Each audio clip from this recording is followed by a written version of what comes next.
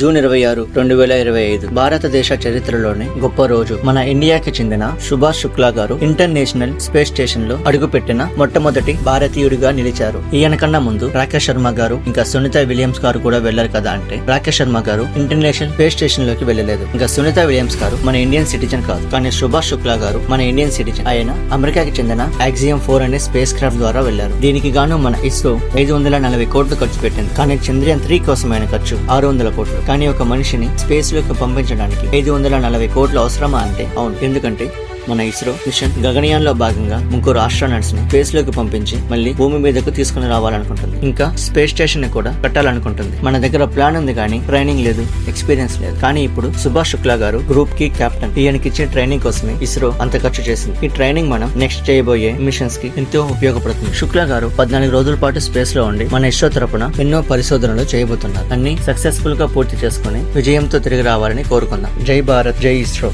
Please like and subscribe.